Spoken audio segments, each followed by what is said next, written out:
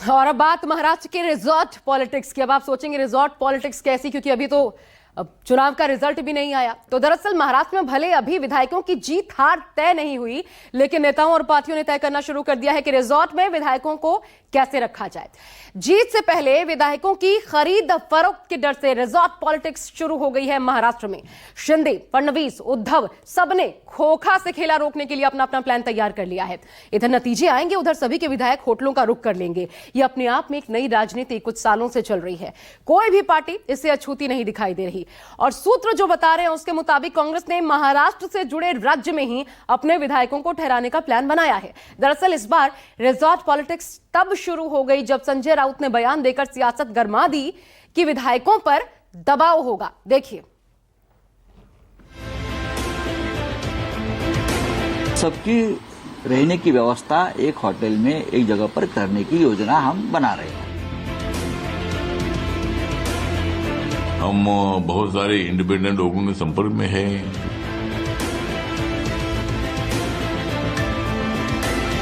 गिने चुने उनके विधायक है, उनको डर है कि वो भी छोड़ के चले जाए। सारी टेंशन लेने की उनकी जरूरत नहीं है कि होटल्स बुक करें और शॉपर्स बुक करें। महाराष्ट्र में वोटिंग हो चुकी है और अब रिजल्ट की बारी है, जिसकी चल रही रिजॉर्ट पॉलिटिक्स की तैयारी है। चुनाव हुआ, नतीजे आए नहीं और रिजॉर्ट पॉलिटिक्स की वापसी हो चुकी है। महाराष्ट्र बहुत बड़ा राज्य है, दूर दरार से लोग चुनकर आएंगे। मुंबई में आने के बाद उनके लिए रहने के लिए जगह नहीं है, कहाँ रहेंगे वो, भागम भाग होगी, उनके ऊपर प्रेशर रहेगा इन लोगों का, खोखे वालों का। तो सबकी रहने की व्यवस्था एक होटल में एक जगह पर करने की योजना हम बना रहे हैं। सरकार तो महायुति की बन रही है, ये रिजॉर्ट बुक कर रहे हैं क्योंकि जो गिने चुने उनके विधायक है, उनको डर है कि वो भी छोड़ के चले जाए। जब रिसोर्ट बुक करना था तो 2.5 साल पहले बुक करना था, जब 110 विधायक छोड़ के गए और उद्धव जी के पार्टी से ही लगभग 40 विधायक छोड़ के गए। तो अभी जब तब उन्होंने रिसोर्ट बुक नहीं किया, तो मुझे नहीं पता कि अब रिसोर्ट बुक करके क्या फायदा है।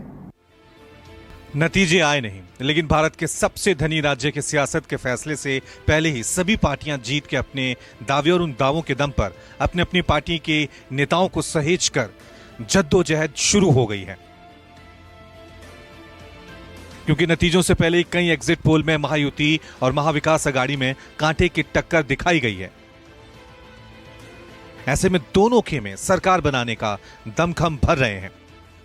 लोकसभा के चुनाव में विपक्षी दलों को सफलता इसलिए मिली थी कि सत्ता तक तो पहुंचने की सफलता में मिली नहीं, लेकिन हमारी सीटें कम करने की सफलता उनको मिली। हम बहुत सारे इंडिपेंडेंट लोगों के संपर्क में हैं, जो हमारी अलायंस पार्टनर्स है हमारे, उनके साथ हम संपर्क में है और हमें सरकार बनाने में कोई दिक्कत आएगी नहीं। महाराष्ट्र में हमारे विश्वास है कि महाविकास आघाड़ी की सरकार बन रहे। महाराष्ट्र के जनता ने वोट दिया है, चलिए कोई कुछ नहीं होगा। हमको बहुमत मिलने का उम्मीद है, हम उसके विश्वास करते हैं कि महाराष्ट्र के जनता सत्ता परिवर्तन की चाहते हैं। चुनाव के बाद नतीजों से पहले एक्सिस माई इंडिया के चुनावी सर्वे ने महाराष्ट्र में सत्ता के रिपीट होने के संकेत दिए हैं और महाराष्ट्र में महायुति की पूर्ण बहुमत की सरकार का अनुमान लगाया है। एक्सिस माई इंडिया के पोल के मुताबिक महाराष्ट्र में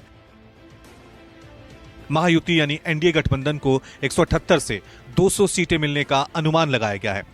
तो वहीं महाविकास आघाड़ी यानी इंडिया गठबंधन को 82 में से 102 सीटें मिलने का अनुमान है।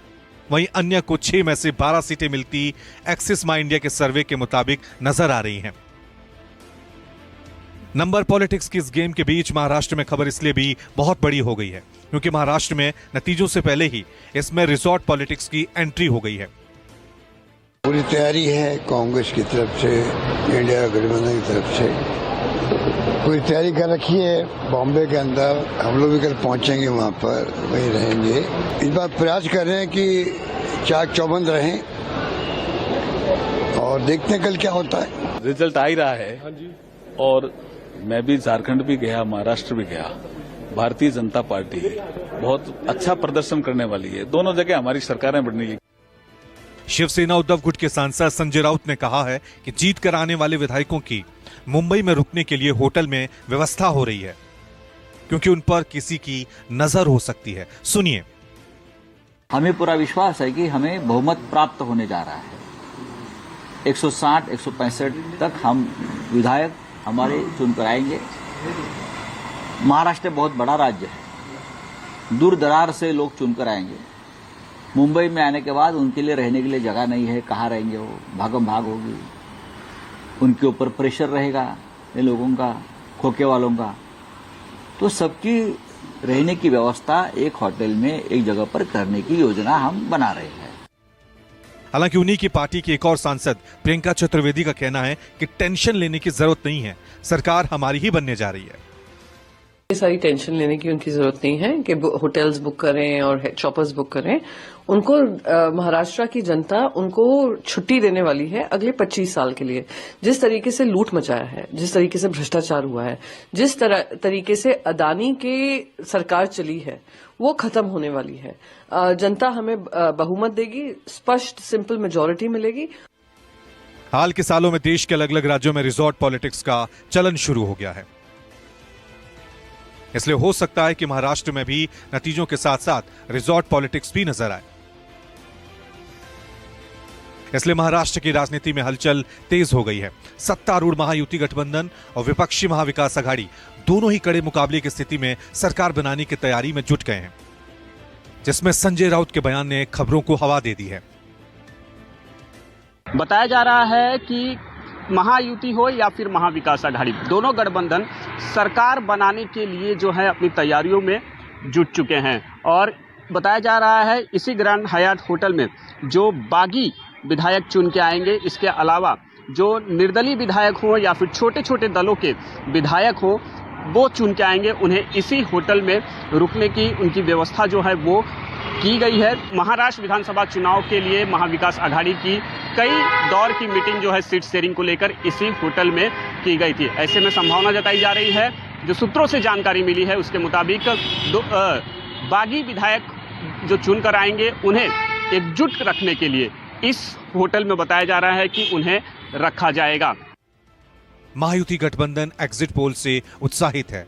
इस गठबंधन में बीजेपी, शिवसेना और अजीत पवार की अगुवाई वाली एनसीपी शामिल है।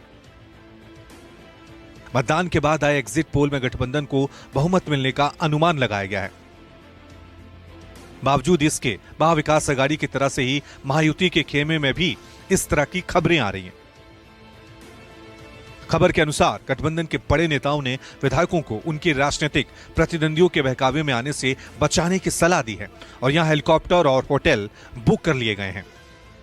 जो जानकारी मिली है सूत्रों से, उसके मुताबिक महायुति की तरफ से इस ताज प्रेसिडेंट होटल में कुछ कमरे जो हैं वो बुक करा के रखे गए हैं, ताकि जो उनके चुने हुए विधायक हैं उन्हें एकजुट रखा जाए। ताज प्रेसिडेंट होटल की बात कर लें तो इस होटल में 287 कमरे हैं और एक साधारण कमरे की कीमत जो है 18,000 से शुरू होती है। और अब तक महायुति की जितनी भी प्रमुख बैठकें हुई हैं वो इसी होटल में हुई है।